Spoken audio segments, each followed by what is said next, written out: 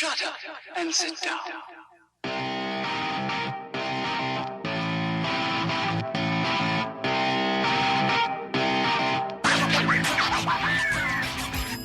I bike hard, I bike fast, try to save that money, I don't need gas. Got a lane for myself, I'll take yours. I said it before and I'll say it again.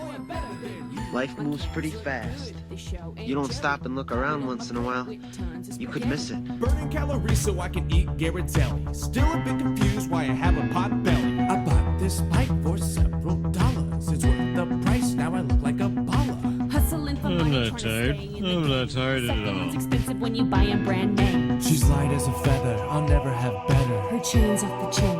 I'll never While be Matt the same. Grand, Evan Price, Lance Hepler, and Jake Von Touring whine about being tired and needing time off, I'll be here cranking out gem after gem. We know who does all of the heavy lifting around here, so don't be surprised when it's just me next week. I've got you covered, my friend. Enjoy the Dialed podcast and I'll see you next week. I bike hard, I bike fast. You're not gonna have your mommies run behind you anymore and wipe your little douches. Oh no, it's time now to turn this mush into muscles. Everywhere I went, I rode my bike. Those were the best days of my life. What's the matter? You know what's the matter. I'm unhappy.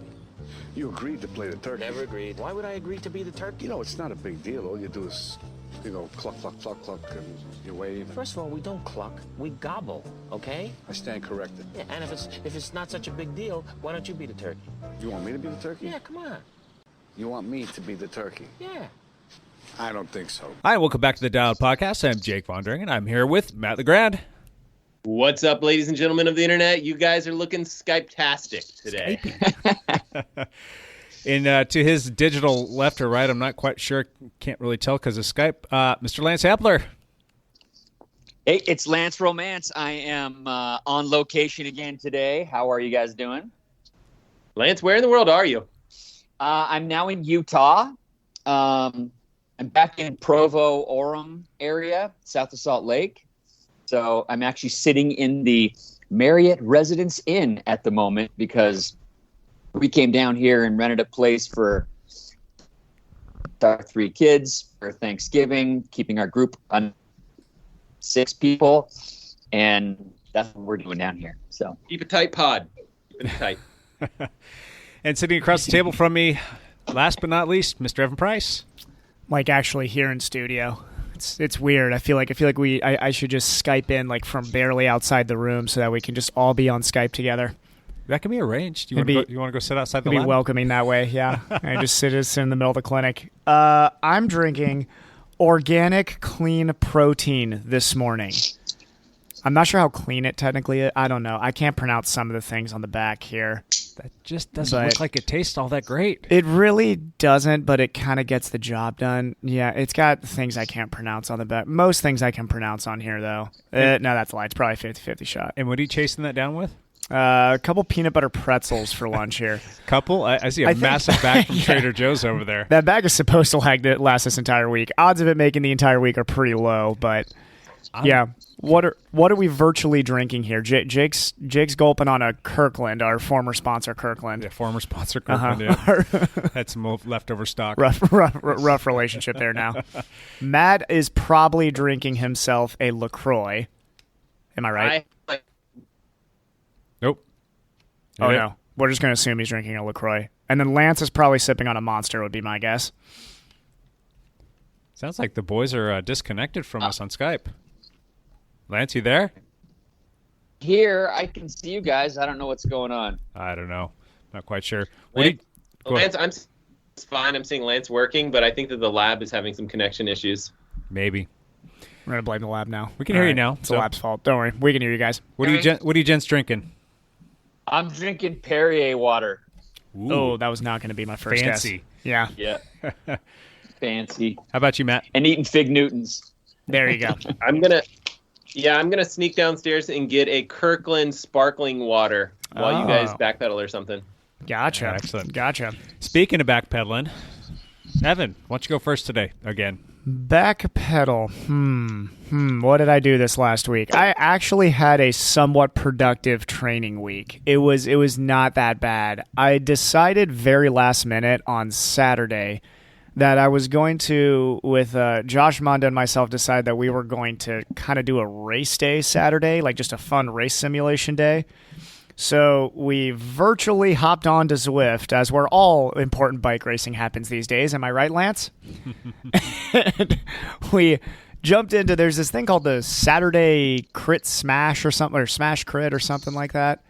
It's a really, really competitive, it's where a lot of the actual like online, Zwift, like pro Zwifters will jump into that race on Saturdays. So it's a big field. It's like over 100 people for the A race. So it's a lot of fun to jump into. Early start, so even got a little bit of like butterflies on Friday night, which was fun, just for the sake of like feeling butterflies before a race again.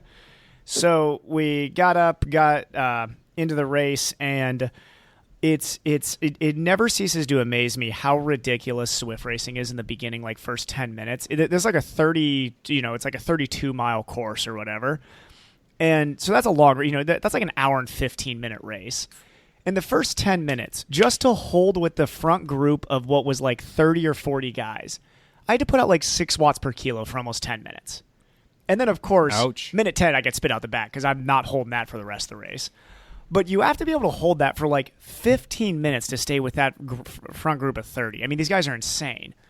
And so I get spit out the back, get into a nice little chase group, and basically hang with the chase group. I get away on climbs and then get caught later, as I usually do in those races, and ended up being around right around that 305 to 310 normalized power range for like an hour and 15 minutes, and felt like well within myself for the rest of it. So that's a good sign to finish like in the middle of an off season. But right after that, me and Josh decided, hey, let's go to the Camas High School track, where our very own Matt LeGrand was going to be out there socially distancing a little cross country workout with his kids.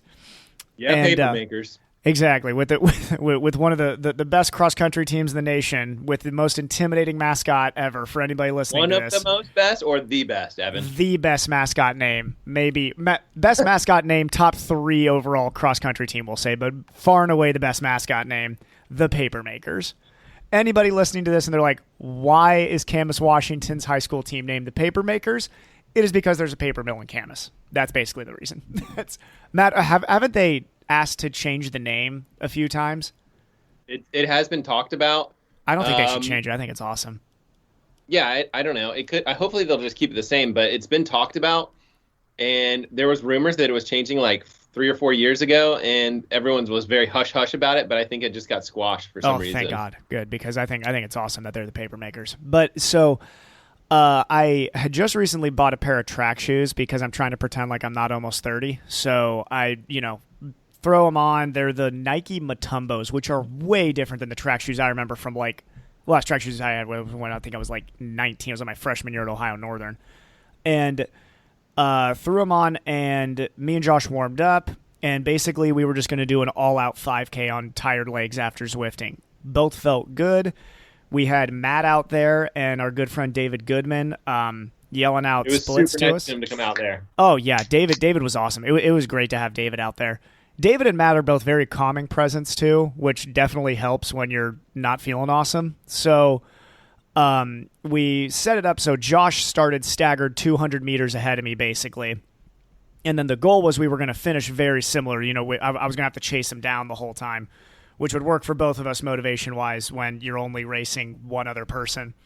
So went out and felt good at like, what was I hitting the first point at, like 115s or something like that, 75s, 76s? Yeah, 75s to 78s. Yeah, and then I think I fell off to like 80s for the last bit and then tried to close fast. What was your first mile, 508? 508, and I think I went, 512 or something like that after that, so dropped off a little bit.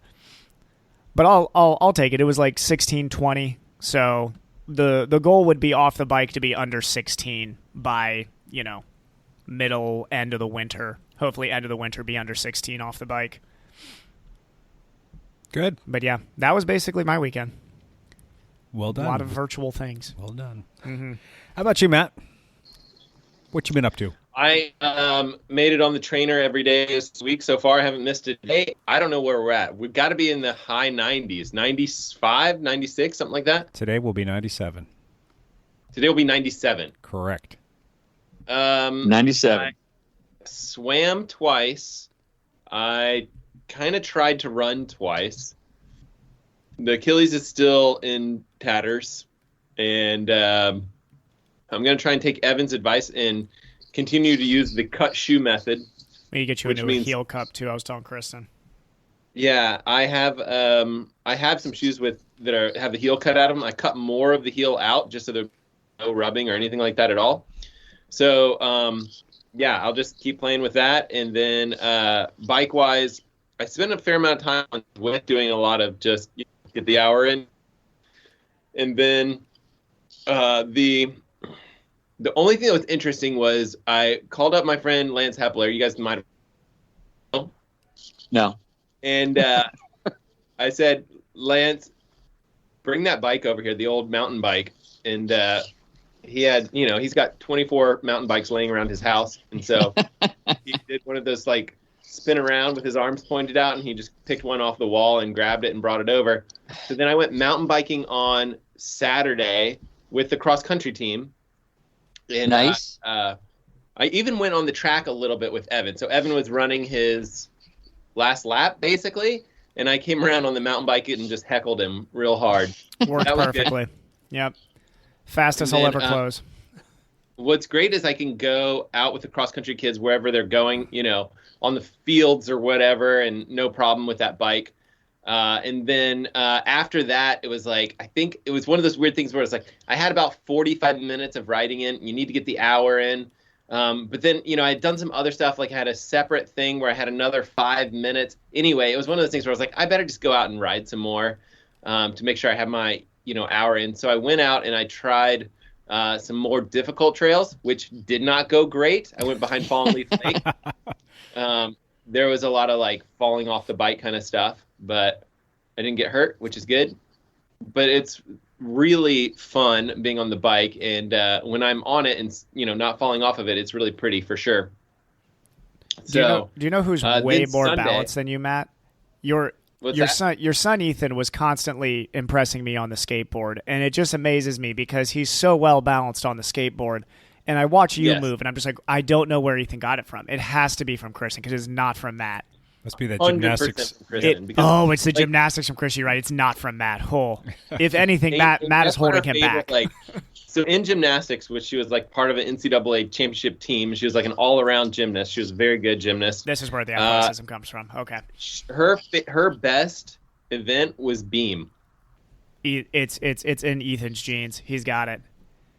Yeah, so I like well to think could be mine, but who knows? We don't know. 50-50 chance. It's a toss-up between the two, You may never know. But so he is got that skill, and so Monday. Oh no! Hold on a second, Matt. We're losing you again.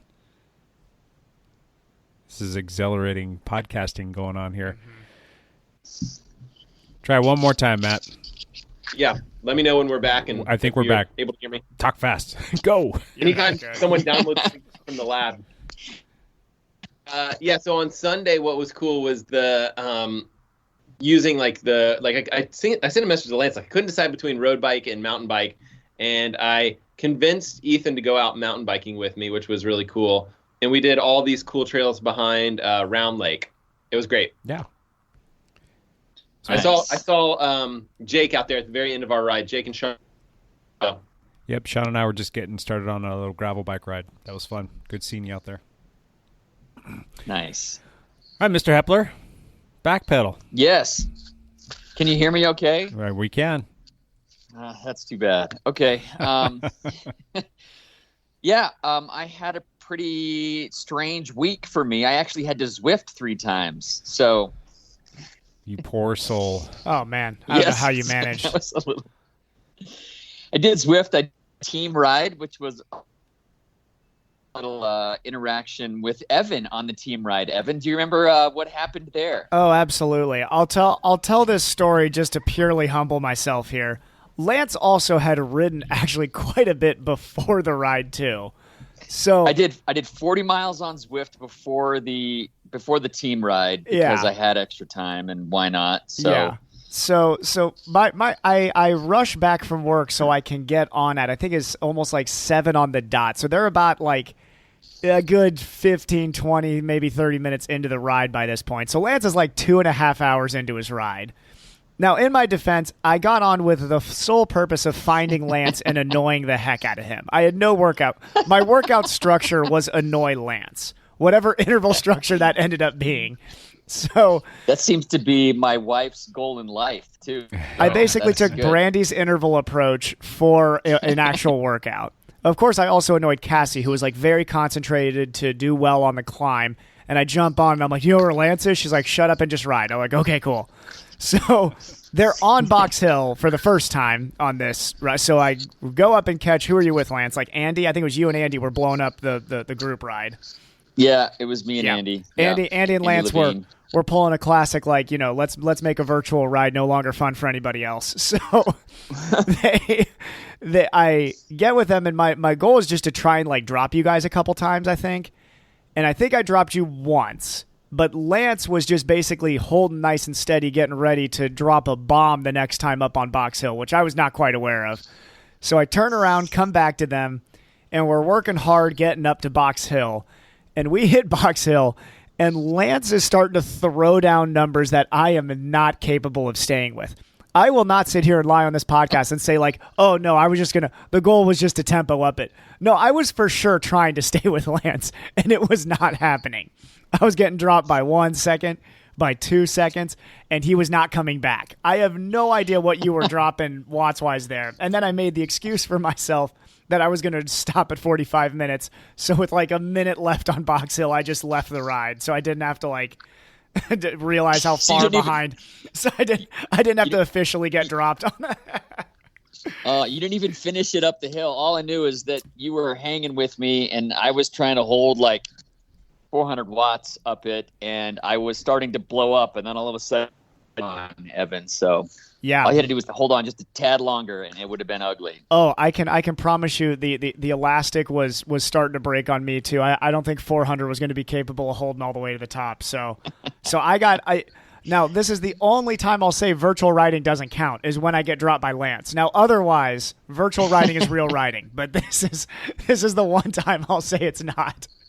Anybody who rides with Lance now, though, should be very, very aware that you're probably not going to be able to drop him on a climb anymore. I don't think that's happening. So. Well, we'll have to see. My week, I drove to Utah. We got to Friday.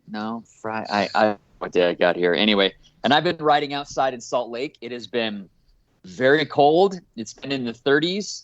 But it's been sunny and dry, and so I rode my road bike a couple of days up some big canyons, Emigration Canyon and up Hubble Creek Canyon, and then this morning I did like a 25-mile mountain bike around Provo, so it was good.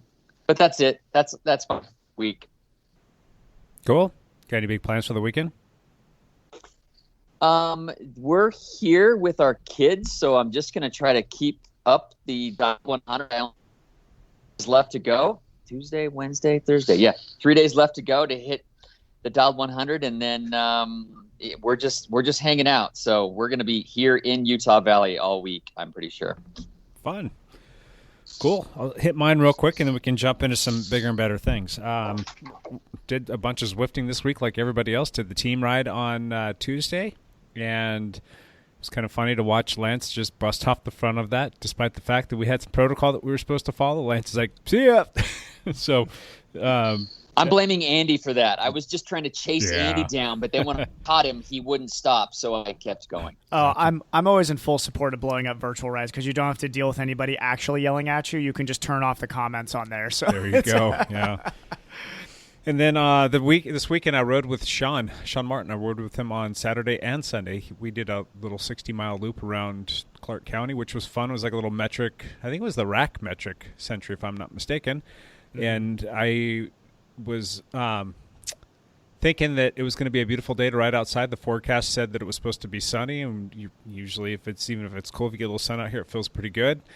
And there was a fog advisory that was kicked in, and I basically waited as long as I could. The fog finally lifted at my house, and Sean had pinged me. I'm like, let's do this. It was kind of like a last-second thing, and I'm like, all right, if it's going to be sunny out, I'm going to try and sneak in, like, wearing just a standard kit and then put on some, like a vest or something like that.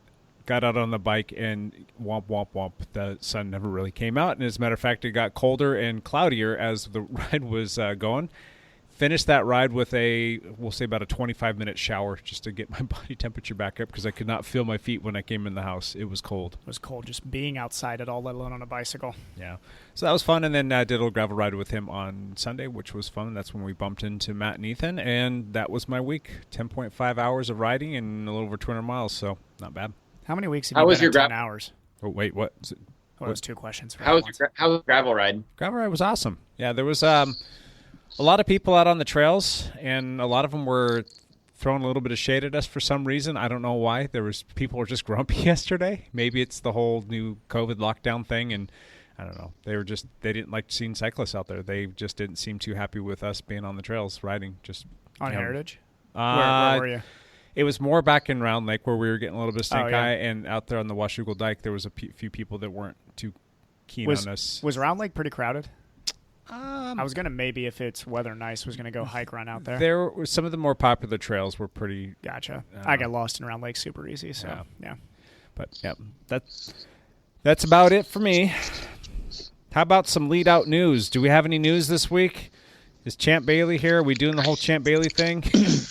Has he retired yet? Champ is here. It's in his off season, but not. There's not a whole lot to report. There's been no racing. But the only thing that I found was interesting is Wout van Aert and Matthew van der Poel are both going to do cyclocross in Belgium and in Netherlands this year. The rest of the year. Wout has 7 races he's planning on doing, and so does Matthew van der Poel. So they're both going to try to do several races and race the World Championships for cyclocross as well. So neither of them are giving up, and the rivalry continues into the mud. So that should be interesting. Thank God. We need something to watch. That's good. Yeah. I know I was trying to keep up on a little bit of the cyclocross, but to be honest, I don't know any cyclocrossers in Belgium outside of Wout and MVP. So those were the two. The women's race is really exciting, actually. Yeah. There's some super strong, like the top 3 women keep on going at it in all these races. And they're an exciting bunch to watch. They are like head and shoulders bunch ahead of the rest of the field. But there's a friend of mine who... Yeah, it's been interesting. There's an old friend of mine, Becca Faringer, who's American, who's racing over in Europe, and she had a bad crash in the last race. A very bad one. Went straight over the handlebars on a sharp downhill. But outside of that, she's been doing great, for being able to be over there and racing. Cool. But Becca stood by her bike for a couple minutes and decided, I think I'm okay, and jumped on and finished the race. I know. So she's still finished after the crash. Oh, and she's tough. She has always been tough as nails. I mean, I even remember when, she was living in Dayton, Ohio still. She was tough. She would ride in, like, the worst weather, too, like Ohio winter weather. She'd, like, jump on her road bike with, like, a winter coat on and still go out and ride. Was the Super Prestige? I think so. Is that what it's called? Was it Lance? This past weekend? Yeah, I was trying to watch on YouTube to get it, and that was just the thing they kept on showing over was her crash. So that was rough. A local hero, Claire Hunsinger, was there. Was Claire there too? She Nice. was the highest finishing American, but she was still kind of deep. I think finished around 20th or something like that. Yeah, maybe a little bit more. It's pretty dominated by the Dutch and Belgians right now. Yeah. Yes, it is. A couple Brits too, but yeah. What else you got, champ? That's it. That's all I got. Nothing else is really happening. Did you hear all the tour favorites from last year are all healing up from their things, like Egan Bernal and Remco Evenepoel? They all say they're on the mend. So I don't know. That's not news. Whatever. Did you guys hear about the two women who were handed like 6-month bans by Zwift? Okay, I've got the best lead out news story that I will provide from the virtual world right now. Guess who was in my race on Saturday morning? Who's that? Lizzie Duncombe, one of the women who was suspended from that. She was in my group. What? She was in my in that chase group. I have Cassie show. I have a picture from Lizzie's Strava, and I'm in the little corner piece of it. Oh, really? She was in the bridge group. Yeah, and she was suspended for she's doing something data wise that's like giving not good numbers. She's a pro iron woman. Is she using that program that Matt built to alter her number, her power numbers? She's smarter than me. This is the only way that I know that I can't be cheating on Zwift is I barely figured out how to actually use Zwift. So let alone could I actually figure out any way to bug it. But yeah, she was in that race because it's a so she's suspended from prize purse races. Gotcha. Yeah. That Saturday race, even though a lot of fast people will come out for it, and she's a pro Zwifter, but pro Zwifters will come out and do it without because it's not a prize purse race. Now, what was it that she got busted for, though? Wasn't it the secondary file that she was supposed to hand over, and for whatever reason, she said that it only captured like the first 30 seconds or something like that, and then her Garmin died, and it was just like all these likely excuses. Yeah, and I think it was a pretty big like prize money race too, and I think she did more than one race too, so it was like a little bit of a pattern. How much prize money are in these races? That's a good question. I don't know. I know it's enough that Lionel Sanders decided like last minute to jump into the pro race. Oh, really? Pro tri race. Wow. Yeah, and he won a little bit of money. It's enough money where I think somebody would change their training structure to jump into it. So interesting. Yeah. Good times. Anything else, champ? I saw this too. Oh, Matt, go ahead. What happened was some like the ID of her aunt was adjusted so that it didn't look like it was coming from the correct like location. But they didn't do that great of a job adjusting the files that they had to send in, and so it was pretty clear that they had doctored it. And they were gonna not make a big deal of it until she like lied and was like, no, or it was her team basically that adjusted the file, and then she kind of collaborated with the team and was like, yeah, this is the real file, and they're like, okay, now you've lied to us, and we can tell that you've adjusted this file. I think that was the big deal on why she's been suspended going forward. Huh. Yeah, there was also, God, speaking of cheating news too, there was Matt, you know Super League, right? Yep. The short course triathlon racing. There was a guy who's suspended and now just basically retired. His name, Ben something, I forget his last name, but he crashed early on in one of the very first Super League races, and he just got popped for some performance-enhancing drug. I didn't look into which one. Yeah. And also, not super bummed to see that because this guy was not well liked in the field either. When he was caught on camera during Super League, like cussing out an official once too. So this was not a super big bummer for anybody who follows short course racing because I'm kind of glad to see him gone. Honestly, he was a jerk. Yeah, so. There's no room for that in any sport. No, and also it's like me and Matt have mentioned on this too. Once testing ramps back up, going back into this Olympic cycle, and depending on what Tokyo is going to look like, this is going to start happening left and right. I think there were a lot of people that took advantage of 2020 and the lack of testing, the disorganization of testing, and it's just, God, you would hope that we're over this stuff in endurance sports, but we are clearly not because it's going to keep on coming around. If people are cheating in virtual races, it's not a far stretch to say, okay, let's push performance-enhancing drugs further and further in 2020. Yeah. I still have some ideas for like software ways that I could easily cheat in Zwift. I've looked at like the way like the requirements for prize purses and stuff like that. I can do it in a way that could easily cheat and not be detectable, and like you should I'll be making a video about this. Hopefully next year I'll make a video about it.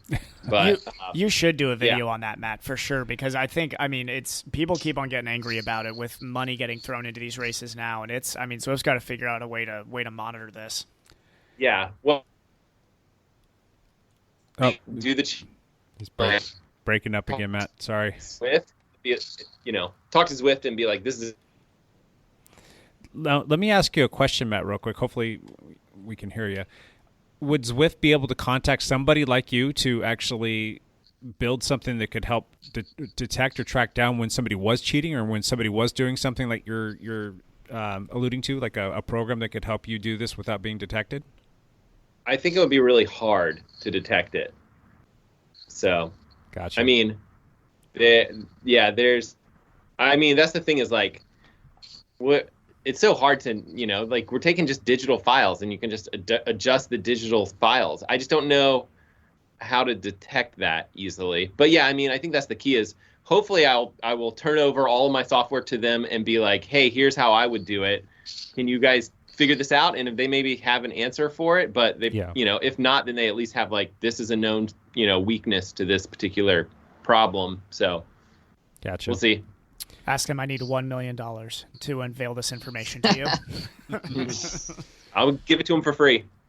We'll see. You're such a nice guy. All right, I think that's a wrap on the old lead out news. Let's jump into some Patreon updates real quick. We have a new Patreon, you guys. Mr. Nathan Skanke. He is our latest and greatest. And gosh, I think we're up to like 17, maybe 18 Patreons now. That just still blows my mind. It's good stuff. It's really helping us do some neat things here. And it's just another person to put into the old raffle pool. So if you yourself are interested in becoming a patron, you can go to dialpodcast.com and click on the Patreon link to select a Patreon that works best for you. We're gonna have to cap off the patrons because we have a very small little bowl that we pull from, and I'm not sure how many pieces of paper can actually fit into it. So we're gonna have to measure that. Got a room for a couple more, so don't wait too long, right? Yeah. Thing number one for this week. I have two things this week for our topic. Thing number one, just real quick, I want to run through this, and I don't want to take very long, but Black Friday is coming. Yeah, that's this week, right? Black Friday? Yeah. Friday. Yeah, this Friday. Yeah. This Friday, yep. Where did this come from? The whole holidays thing's here. I'm driving through my neighborhood, and there's Christmas lights already up. I'm like, wow, I feel like it was just summertime. But Black Friday's coming up, and I just wanted to run around the table real quick and have you guys toss out some things that you have seen or know that are coming up on Black Friday that would be a good deal for a cyclist, triathlete, or endurance athlete. What do you guys got? Home Depot has a deal on little shop vacs right now, which is nice for our garage because our pain cave garage gets dirty, and you really can't use a normal vacuum on some of the rubber that we lay down underneath the trainers and treadmills. This is real. Like, this is something like we're now looking into. So I think Black Friday, I kind of want to go get a shop vac. Now, do you know for sure that shop vacs are going to be on Black Friday deals? That's what they said on the little sticker thingy there at the Home Depot when I went yesterday. Yeah, because I had to pick up an organizational shelf for the clinic. So, yeah. Nice. That's the one little bit outside of the cycling world, but pretty important to your pain cave. But that's what we rely on you for, Evan. That's stuff that's not fringe tech stuff, related. Yeah. Lance, how about you? What have you seen? Any deals coming up? The only deals I've seen, there are some websites that sell cycling stuff that do Black Friday deals, like the Competitive Cyclist. That I know they have a couple of deals, especially on glasses and sunglasses and apparel, and even some whole bikes, from last year's model. But sure, that's all I've seen. Matt's usually pretty tied into this stuff. As a matter of fact, I think Matt has done some videos on this kind of stuff before. What are you seeing out there, Matt? Yeah, I do a video each year. I mean, I say that like I've been on YouTube forever. Last year, I did a video on Black Friday deals. I plan to do another one. That being said, I haven't done a ton of research yet because a lot of the announcements don't happen until, Thanksgiving Day. And so I try. Man, this is a bummer that we're having some bad internet connection here. Matt, you dropped out a little bit. One more time. A lot of the announcements don't happen until the day. But there are a whole lot that has that Phoenix 5 watch for dirt cheap. Yeah. It's like, I don't remember. It's like $300 or less for the Phoenix 5. Yeah, it's a few years old, but it's still a solid watch. Yeah, Phoenix 5 is still a great watch.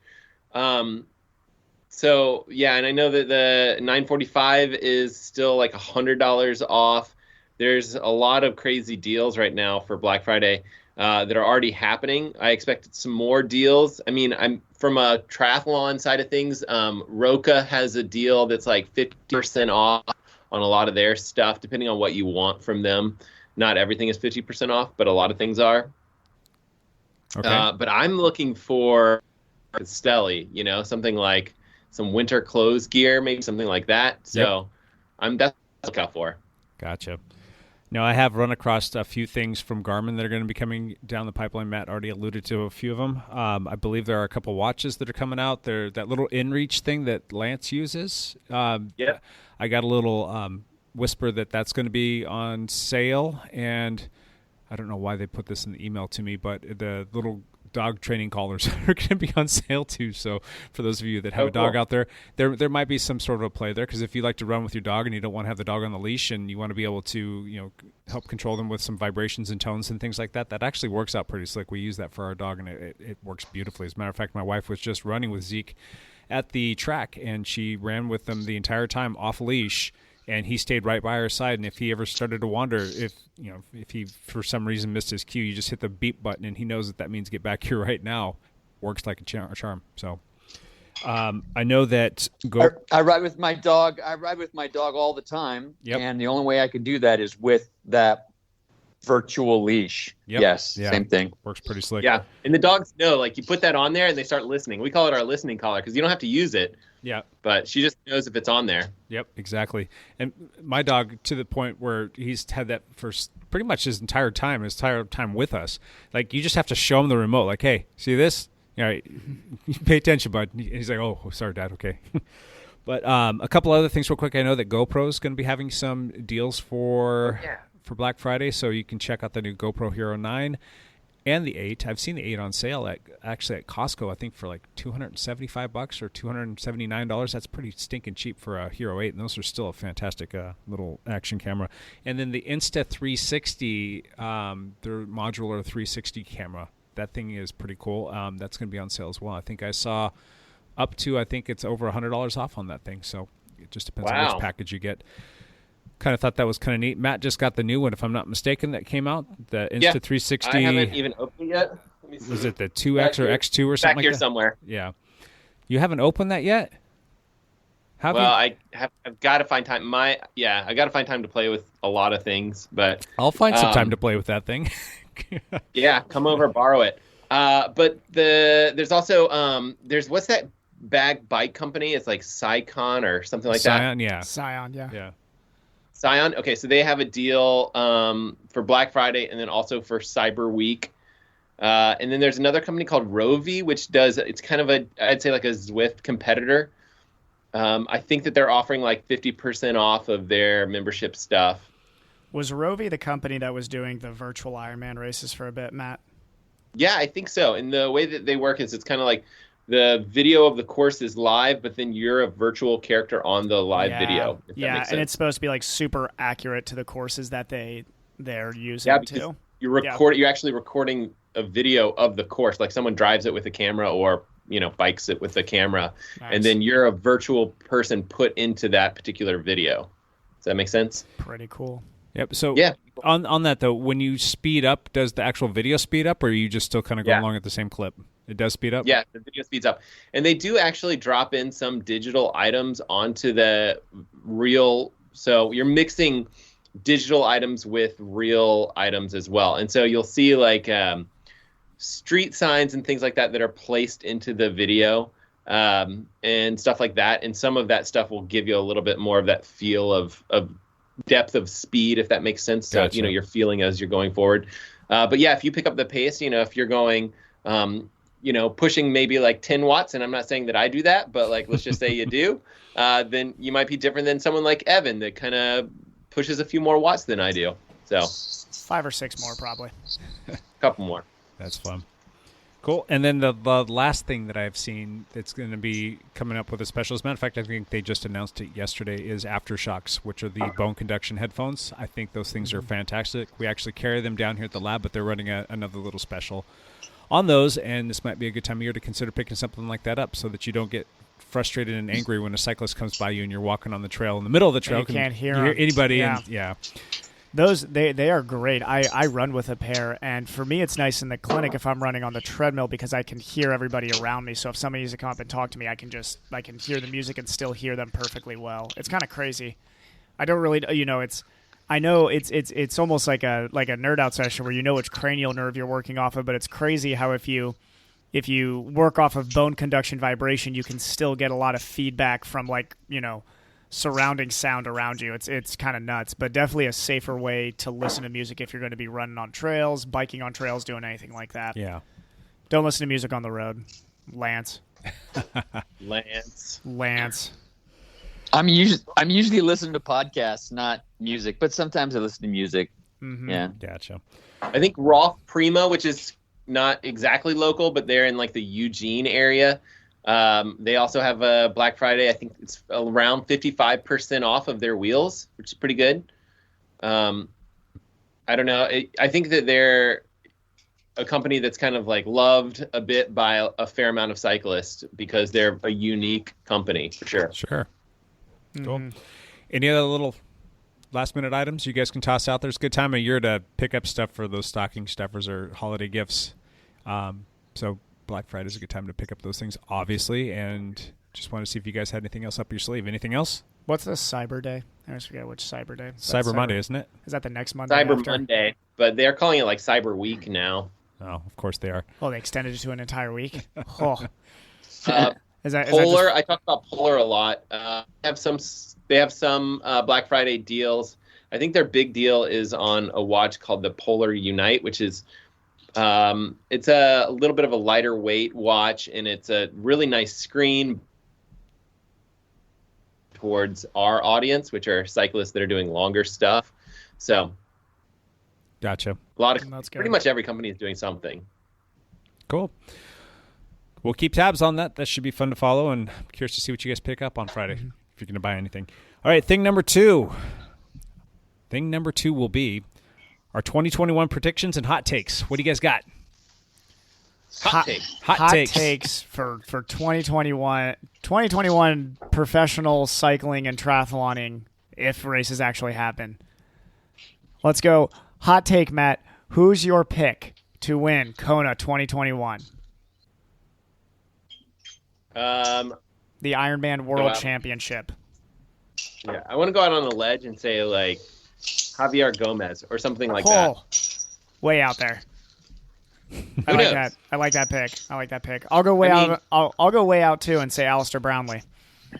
Yeah, that's not that far out there. Jan Frodeno would be like the safe bet. It's a boring pick. Yeah, it's boring. It's a boring pick. Yeah. Is he recovering from getting hit by the car?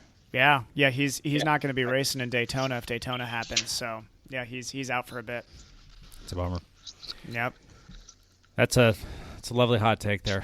Yes, it's a warm take at best. That's a lukewarm take. A hot take would be like, God, what's a hot take here? Like Chris Lieferman from Boulder, Colorado. That's a hot take.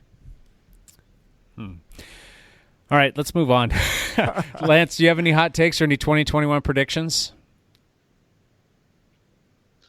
My biggest prediction is I don't think there's going to be a whole lot of racing again, local racing that happens. I hate to think that or say that, but boo, Lance, boo. I just think that this thing is just going to take longer than we think. I hope I'm wrong. I hope there's racing by the fall, but had you asked me about 3 or 4 months ago if there would have been racing in the spring, I would have said I think so. I think it's very plausible that there would be racing in the spring. If you ask me now, I almost emphatically say no. There's not going to be any bike racing here in the spring. Will we have any racing in the summer? That remains to be seen. I'm going to say that's a coin toss. If we have any racing in the summer, we might see the occasional time trial, but I don't think we're going to see any large format stuff, open mass start stuff. I'd like to see some time trials. I kind of agree with you. I think time trials and running races would be the easiest to distance between everything. But what makes me super sad about that is that we missed the Portland Short Track Series, which is the short track mountain bike racing. Yeah. That is so much fun, and the atmosphere is so much fun, and it's well produced, well put on. Everybody goes out there and has a blast. We missed that this summer. I don't think we're going to be able to do it in 2021. I just don't think it's going to happen, given the state of how things operate here and the way that the states are being shut down, and I just don't think it's going to happen. Yeah. I'm going to go out on a limb and say cyclocross happens in 2021. I like it, Matt. I like that positive outlook. You got to have someone. That's someone that's going to throw out devil's advocate. Devil's advocate. Does that mean you're going to join the cyclocross ranks, Matt, in 2021? I've got my Trek TT bike is ready to go. Tires are pumped up. He just got to throw on some 28s. That's probably wide enough, right? Probably 25, 28, something 25s, like that. Just. Hey Matt, what you got? What's happening in 2021? Yep, prediction hot take. What do you got? I think Roglic is going to come back in the Tour for a revenge tour. Does he win? And yeah, he wins. Wow. I got a hotter take. Roglic doesn't make the podium in 2021 Tour. Honest take. I don't think he'll be on the podium. Okay, so that means he's going to be on the podium. Now, let me also remind you that I picked Nairo Quintana to win the 2020 Tour. So my picks in the Tour have been notoriously terrible. Well, I think all we saw from Nairo this year, really, at the end of the day, was last year he had a scowl on his face. This year he had a smile on his face. I think that's about the biggest quantum leap we saw from him this year. He didn't really live up to – I mean, he still did okay this year. He's an incredible cyclist. He'll never win the Tour, unfortunately. No, he's done. Bummer for him. Yeah. Great cyclist, so great career. Yep. I like Matt's hot take, though. I think that I think he's got something to that. Yeah. Do we think that a hot take? Do we think that there's going to be anything coming out about our little friend Pogačar? Do you think that we're going to learn anything new about him? No, I don't. I think that he's going to be kind of protected there for a bit. If something's going to come out, it's not going to be for a few years, I think. I'd be really surprised if they try to pursue that because, I mean, the Tour is in – I mean, it needs a really good, solid 2021, 2022. And if you now throw another doping scandal into the cycle there. You think that the UCI would let that slide for the time? They would just put it on the back burner until things rebounded? Absolutely. Really? They had conversations. No way. Oh, if they found something, it would be out by now. Wait a minute. You're telling me that you think the UCI and was it the AOC for the Tour are like some transparent organizations that are like, oh no, that's below us. They had conversations with Lance Armstrong about, hey man, your results are looking a little bit questionable. Can we tone it down for a little bit? That's like an actual conversation. But all those people that were there, they've all been cleaned out, and it's like all new management now. And Jonathan Vaughters is still managing a team, and so is Byron Reese until he decided not to buy into it. So there's still guys all around the sport that are influencing it. Lance had the UCI in his back pocket. He had them pay it off. He had dirt on them, and they really couldn't go after him. And I think that once all that came down and they cleaned out all the people that had ties to him, I think that they need to do the right thing. And I think that if it were to come to people are to find out that they withheld or they pressed pause on something or they didn't act on a guilty person that's been cheating. Yeah. I think that would be a massive black eye for them, a bigger black eye than actually busting somebody that was a superstar. Now, I really want Pogačar to be super clean, and I want him to be around in the sport and be a super competitor for years to come. Yeah. Well, and Pogačar, I mean, the bottom line is they really weren't testing very effectively in 2020. So correct.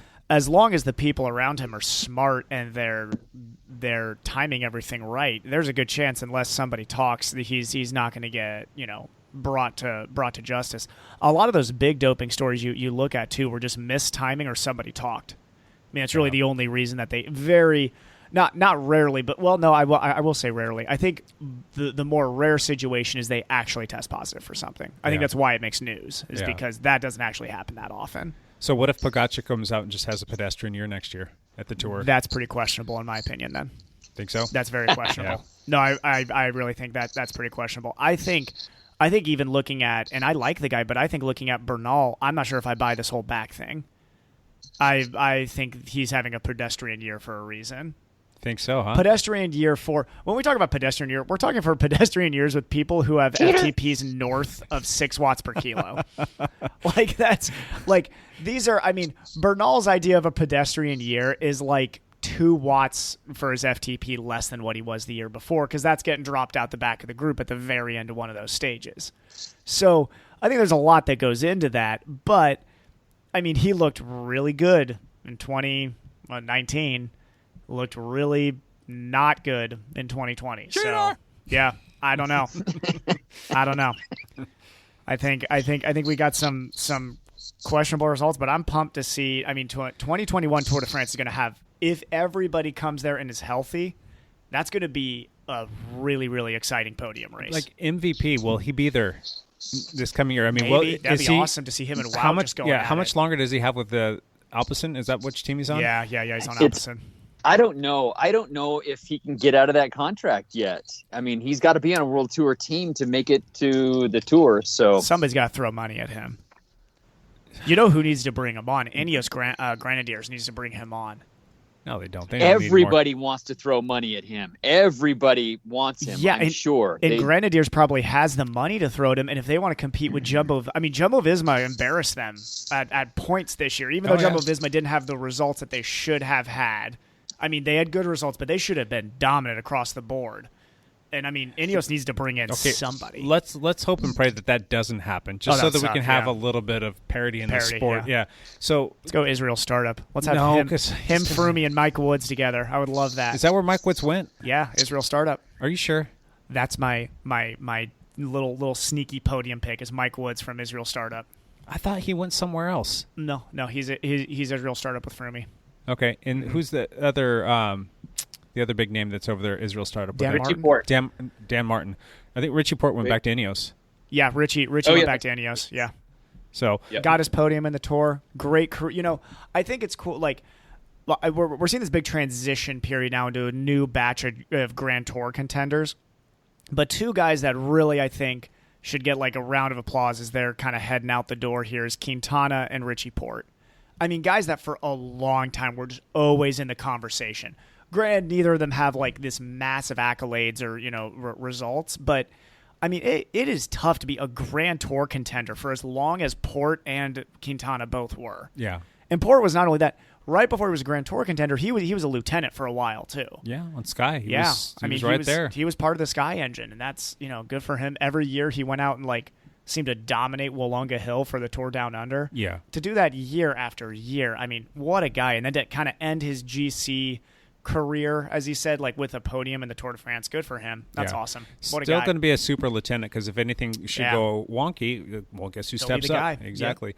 So I would love to see him on another podium. Going back to MVP, who would be a good team for him? Where would be a good fit?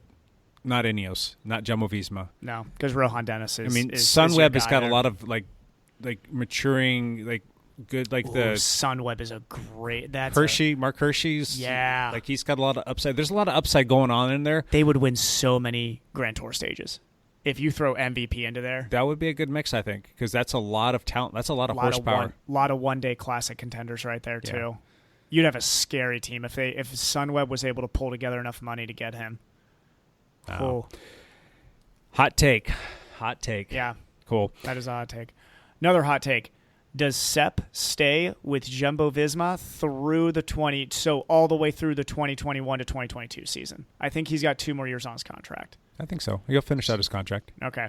Does he stay past that contract? No. I think he's got too much potential. He's shown else. a lot of flares of this kid can do something. He needs a chance. Yeah, I agree. Yeah, he seems happy where he is right now. So, but he's not going to turn down a role. 18. Yeah, I agree. But that's a couple years. Yep. He's what's his age? What is he, 23, 24 years old? 26. 26. Oh, okay. But still your GC career can still go well into your 30s as guys are already showing, so. Gotcha.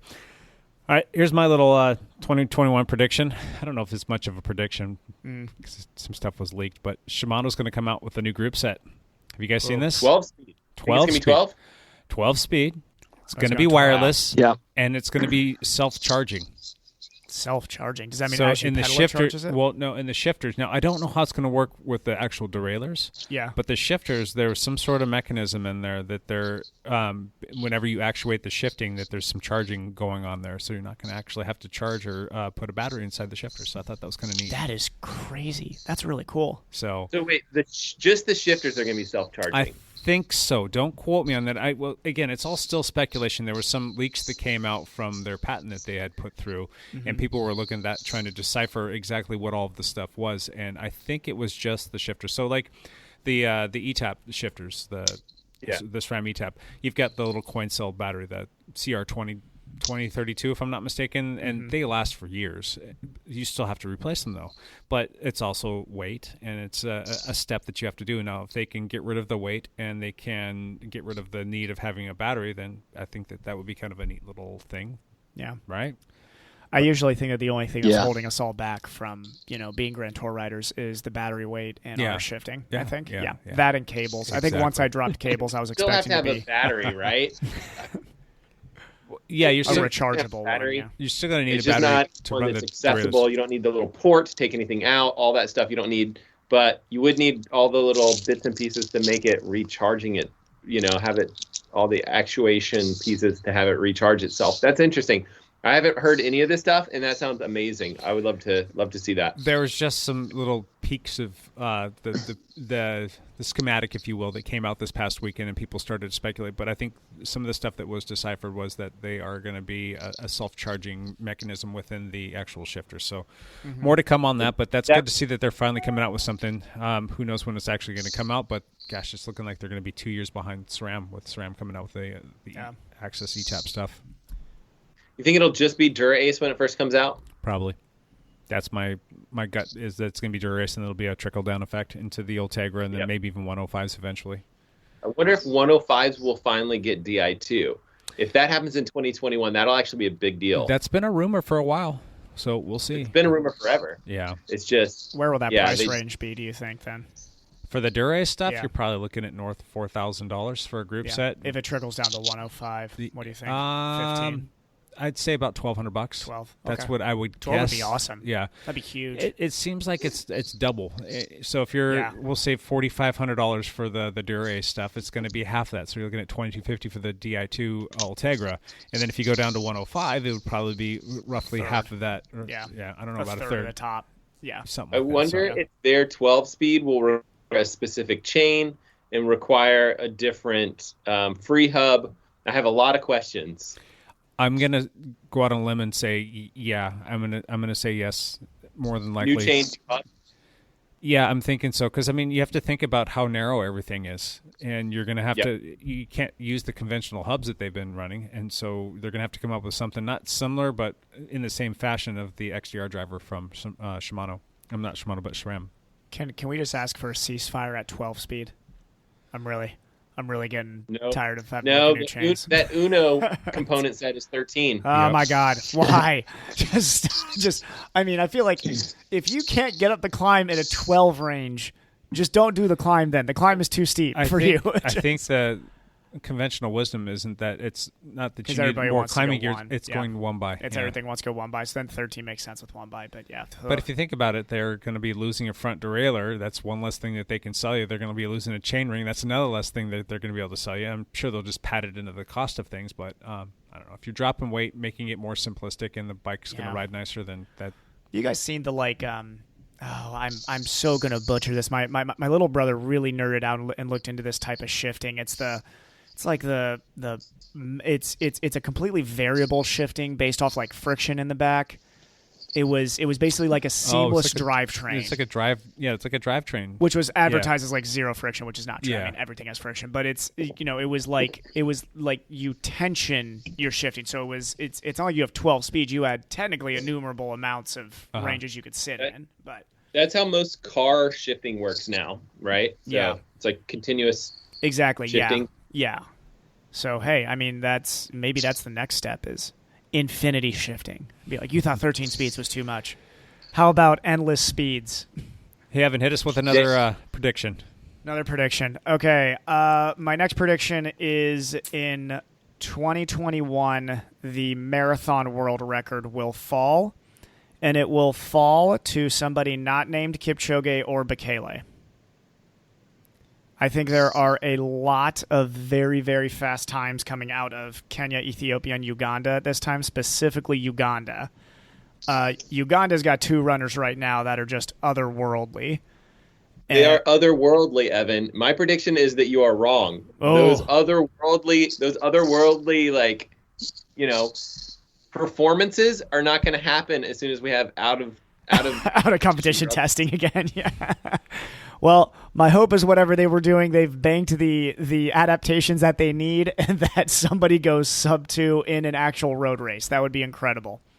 That would be amazing. I don't see it happening. I think there's a couple real fast Ugandans coming out of this. There really, really are. I also have a hot take that I believe Camas High School will have 2 kids go sub 15 this year. Local hot take. That would be crazy, actually, if that actually happened. You think they got a chance, Matt? I think that yeah, I mean, they have a chance. It's just to have 2 people have a performance like that, on the same day is asking a lot. So that is. We'll see. Yeah, but Matt's the greatest coach in the country, so he's going to work his magic. All right, Matt, let's go to you again. Another one. Well, I already predicted that no world records are going to happen next year. I think that especially on the running front, performances are going to seem a lot more mundane if the testing comes back, and I think it will, because I think you'll get a couple of these people that can actually travel and test. Those people will get a vaccine of some sort and be able to do their job and test people for the drugs that they're probably using.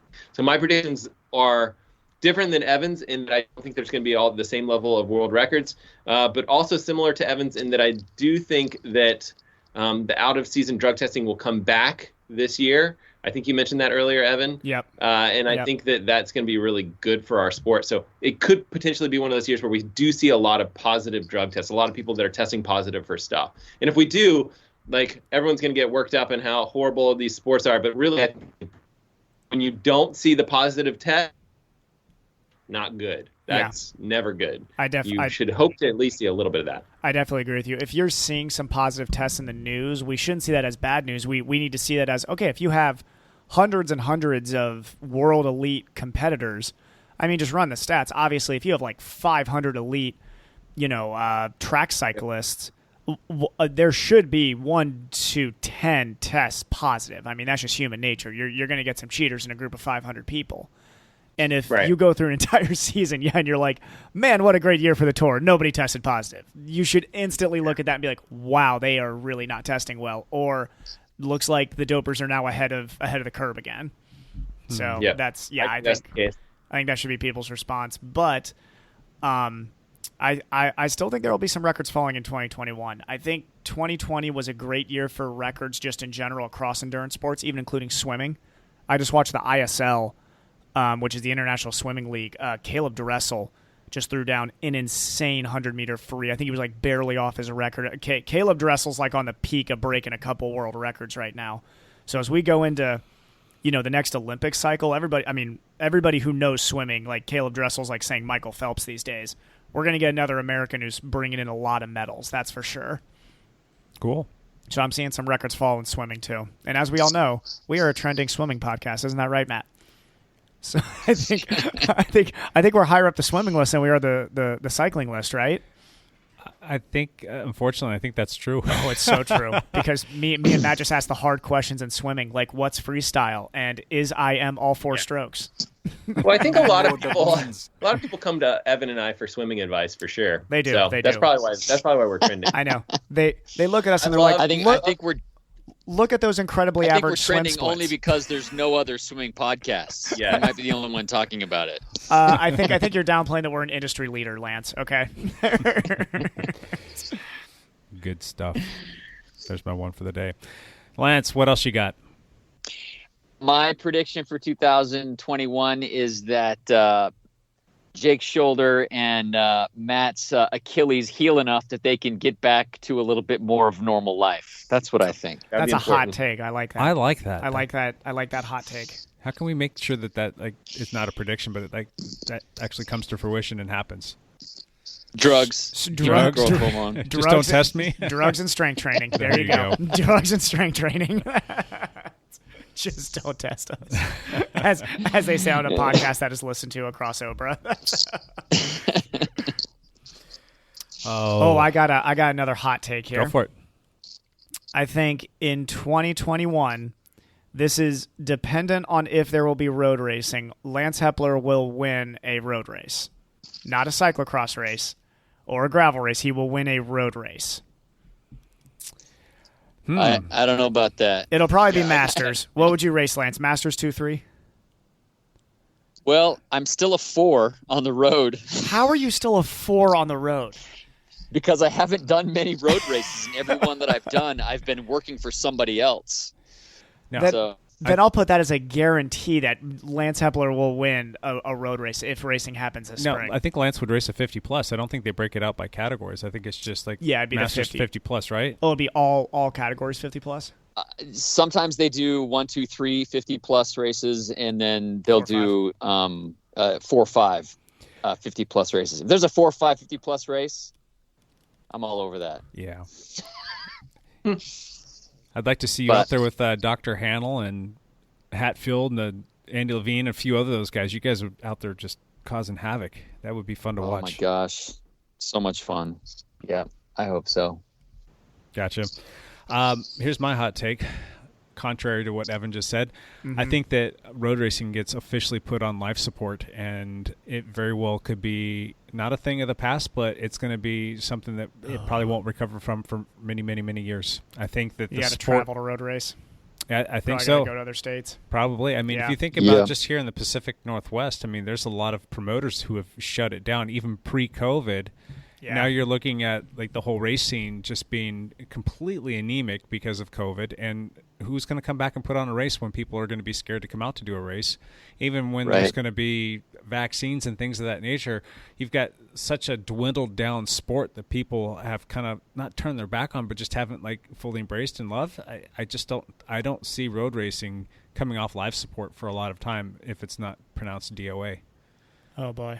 That's just my 2 Jake, cents. the same thing could happen to the triathlon races in the community for sure. It's highly possible. Yeah. So I'm saddened to say that. I don't want to see that. I will do everything in my personal power to help bolster the sport and get it back on the map. And we're doing little things behind the scenes. But, gosh, I don't know. I'm worried about road racing.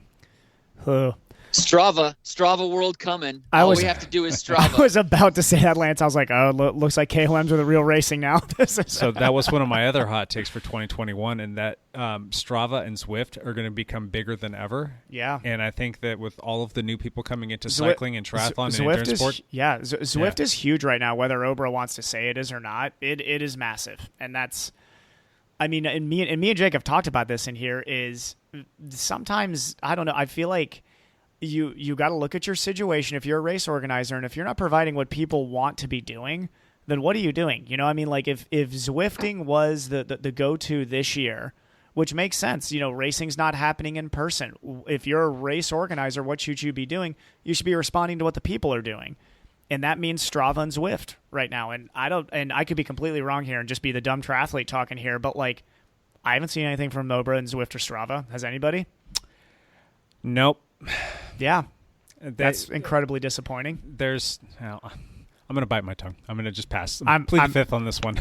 We'll just pretend like Jake is devil's advocate to me and not agreeing, but I could care less. I'll talk against over. That's ridiculous that they don't have Swift or Strava. I'm not talking against you, my friend. I know. I'm playing fake devil's advocate over here. There are sometimes organizations just completely miss the mark on stuff, and it's unfortunate. But just there's so many things that aren't being harnessed, and again, I don't want to get into this too much, but they're missing the mark on so many fronts. It's not even funny, and that's their thing, and that's what they want to do, and because I mean, and this is, and Matt and me can speak to this. There's a lot of Ironman bashing going on right now, as Matt knows, especially after this last weekend. Texas 73 got canceled pretty last minute, which just seems to be the MO right now. That was crappy. Yeah, we knew people that had already flown there that were getting prepped for the race. And people en route. Yeah. Yes. So that Ironman has done some very crappy things this year, but at least they tried to pivot and make a virtual option too. Ironman was trying things at least. So I'll give Ironman a at least one positive, that like, hey, they realized what was going on in 2020 and tried to pivot a little bit.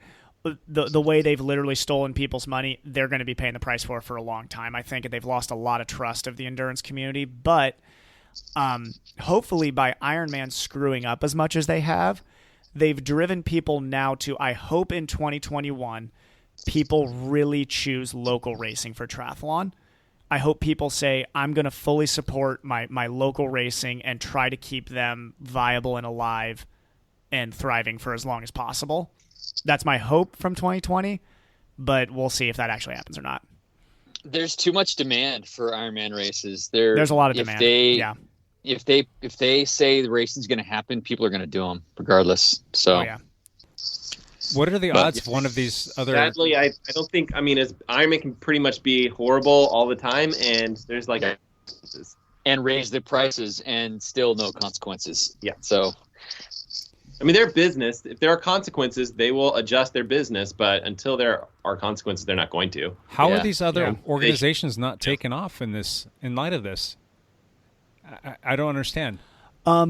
So I think the really, really tough part is Ironman's done a wonderful job of pinning the market. So I mean, for instance, when Challenge does a race, they can't even call it the half Ironman distance or the full Ironman distance. As Matt knows, what do they call it? The half distance and the full distance? I mean, the 70.3 terminology. Yeah.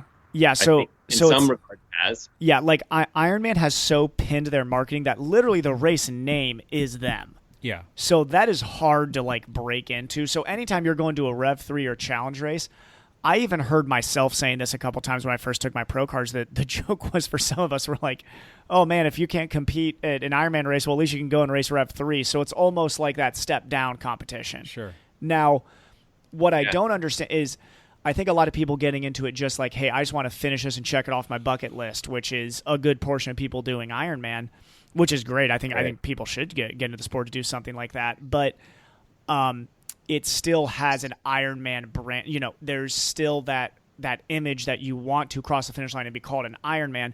If you do a challenge race or a Rev 3 race, and I don't even know of many full distance or full 140.6 races that they do, I just think it's a marketing thing. People, you know, they're not going to, it's like, Matt LeGrand, you are a full distance completer.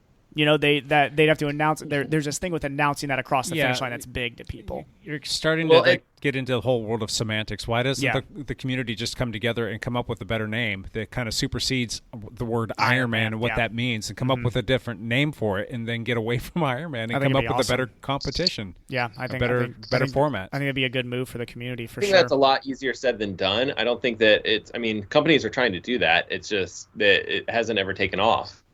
Yeah. Well. Yeah. You know, it's also sick because like you can try to pump all this money into this stuff and then people don't show up, and then the next year you're not going to pump as much money into it. You don't have as much money. Sure. Like it's Evan mentioned like, yeah, you can do Rev 3 or you can do Ironman, but the Ironman, those are where the prize purses are going to be. Yep. You know, and so it plays within itself a little bit in that, you know, positive reinforcement and negative reinforcement. If you don't have people clamoring to do your race, then you don't have money for prize purses.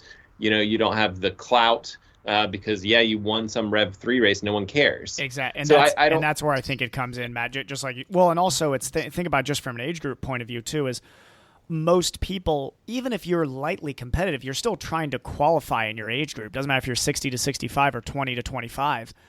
And qualifying in your age group means one thing: you're qualifying for Ironman World Championship or half Ironman World Championship. I don't even know, is there a Rev 3 championship you could qualify for? I'm not even sure. Challenge races, that they do have their like world championships at Roth, but I think you don't have to qualify for it. I think you'll get in. Roth's a huge race too. Lottery. Yeah. Roth's an awesome race. It's of Kona that I think has really, the brand is built on. People wanted to get there. People wanted to do the same thing they've done in Kona. That's what has really built the brand, which is why they can charge what they want and do what they want. So, Yep, I agree. It's a tough brand to beat. I would love to see them lose their Ironman trademark bit, which they don't really have. It's like they're licensing it, but still, if they lost that, man, that would be the wild time west to for a year. strike, right? Yeah, absolutely. If you're challenged and they lose that Ironman brand, you should. I mean, that'd be a competitive year. Who owns the rights to the word Ironman then that they're licensing it from? That's a good question. I have no idea. Who owns Iron Man? So Marvel owns Iron Man, the name Iron Man, and so Iron Man, the Iron Man company, like kept it super quiet for a long time that they didn't own it, like they didn't want anyone to know about it. But like once people started digging into it, they were like, yeah, Marvel owns this, and Iron Man licenses it from Marvel to use for all of their whatever, like races and clothing or whatever. Like so. Each year they're licensing that particular terminology, and that's it. Like crazy. Well, and I think this next generation of triathletes is going to be a little bit different. I think a lot of the young kids now that get into the sport, they're developing as actual triathletes, which means that they develop as swimmers, they develop as runners, they get on the bike at younger ages. I think the competitive top end of the sport and even middle portion are going to be people that were exposed to the sport at younger ages. And I think that's a good thing because it's one, I think developing this movement away from it just being a bucket list check mark. And that's where Ironman dominates, is in people who just want to come in and do the big full, just do, it's like when you go to work and it's like, did you do the Ironman? The one in Hawaii, you can answer yes. And that's the goal, I think. There's going to be a generation of triathletes coming in who raced short distance. They raced to draft legal. That's where I think a lot of the growth is going to happen in the sport, or at least I hope so, because I know. I think that's a big hope, Evan. I disagree with you. I think you're still, it's the 40-year-old, how old am I? Like 42-year-old guys that come in and are like, I want to do an Ironman. They don't, 20 years from now, I think it's going to be the same people, doing the same thing. Like, I want to do an Ironman. Those aren't the same people that did triathlon when they were young growing up. Usually They're not, yeah. Yeah. No, and that's like you said, that's the majority of these people. It is still. And I'm not saying it's going to not still be the majority. I just hope that it'll be a little bit less of the majority. Not that I don't mind those people getting into sport, but I want those people to get into sport and say, I want to take a healthy approach to this sport, and I want to learn how to swim, learn how to bike, be a good runner, start in the short distances and make goals in the short distances, and then one day maybe build up to long distance if I want to, and not have the short distances looked down on as like, oh, you only did the half or you only did the Olympic. It's like, no, those can be very competitive races as you're in your 40s and 50s. Speed's not a bad thing to strive for. And I just hope that ideology starts to shift a little bit, and it goes away from that kind of thump your chest and know I've done a full Ironman versus just being happy in the sport and enjoying it and supporting local racing, which is usually your shorter distance racing. Could happen. Yeah. Hopeful thinking. Fun. All right. What else? Yep, it's happening again. You guys are trying so hard. Evan, this is the only reason I'm here. Any other hot takes, why else Evan? would I be here? No, that's it. That's it. All right, Matt, what about you? Got any more? For what? Like predictions? Predictions, hot takes, what you got? I agree with you. Zwift is going to keep rocking. It's doing fantastic this year. I don't see that changing. I see more competitors on the same kind of marketplace. Row. You still there? Picking up, aren't we? Oh, there. No, you're back. People are going to be listening to this going, what the digital heck? racing is going to continue to be popular. Yeah, I definitely agree with you there. Lance? My last hot take is I'm going to ride another 12,000 miles next year. That's it. Whoa. So, yeah. Wow. What are you up to now, Lance? I'm right at 12,000 for the year already. What are you shooting for, 13? I don't know. Riding every day. Riding every day. I was crunching some numbers. I think I should land somewhere right around like 91 or 9,200 miles, which is not too bad considering. Very good. Yeah. Yeah. What do you guys? Well, say again, Matt. 100 is over. Say that one more time. Start over. He's asking if we're going to take a day off after 100 is over. Probably Are you not. going to take a day off? No. Just going to keep I don't going. Him either. It's 100 days Yeah, for a habit. What's the habit thing? 3 months for a habit, whatever they say. I'm actually at like 20 days right now, and if I look before the challenge actually started, I'd already done like 23 days in a row or something. So wow, that's impressive, dude. Yeah, just going back to that real quick, the whole Strava thing too. I think they're going to get even bigger. The fact that they announced that they got $110 million of funding, and that there's going to be some new toys coming down the line from Strava, I'm very excited about what they are going to be rolling out. And I don't know. We've talked about a bunch of stuff here on the show before about things that we're hoping they're going to come down. Do you guys have anything that you think that, or that you've heard, that is definitely going to be something that they're going to roll out in 2021? Oh, Matt and Lance are freezing up again. No rumors. No rumors. Haven't heard any rumors. Gotcha. No. Evan, anything from you over there, Captain Technology? Nope, haven't heard anything yet. Not on my Instagrams. All right. My last two little hot takes, and then we'll call it a day. Unfortunately, this internet connection is killing me right now. Hopefully, people are still listening. My first hot take is that Evan Price will actually turn 30 in 2021. That's a pretty safe bet. I've been hearing this for like years that Evan's going to turn 30. I don't think I can actually play devil's advocate to that because that might actually be true in 2021. I think that he's going to turn 30 in 2021. So he's going to be so happy about that. I think so. Unless they take away birthdays in 2021, which is still a possibility, I think I might turn 30. And then I know at the beginning of 2020, this is my second one, I think I tossed it out there that Matt Legrand was going to hit 10,000 followers on his YouTube channel. I said that just being the eternal optimist that Matt was actually going to do it, thinking that that's kind of like a long shot, but he has just about come up to about halfway point on that. Does that sound about right? You almost at I'm only at like 4,500 right now. Okay, maybe. so by the end of the year, you will definitely be at 5,000. So you will pretty much have met half that. My hot take is going to be that Matt hits 10K next year. That'd be awesome. What's your little algorithm saying? When is that going to happen? Matt's got this full-on spreadsheet that tells him exactly when he's going to hit certain numbers and how many. I don't know. My numbers, I'm not growing at the same rate that I have been in the past, but 10,000 could happen in this next summer or next fall or something like that. Depends on what video. If I can put out more videos, then I'll get more followers. But It doesn't look like my work is going to slow down anytime soon. So you're not going to slow down on the video production, are you? I'm probably like 1 week is my minimum. I would love to put out 2 videos per week, but it doesn't look like that's going to happen anytime soon. Well, as long as you stick to that one a week, I think that'll keep all of us happy. Aren't your kids like 18 now and out of the house yet, Matt? Yeah, they're at least 18. One somewhere in there. That's what I thought. Ethan, at least with how intelligently he speaks, I figure he's got to be like getting a job here soon and getting out of the house and starting his career. Yeah, he acts like he's like 15, 16 years old for sure.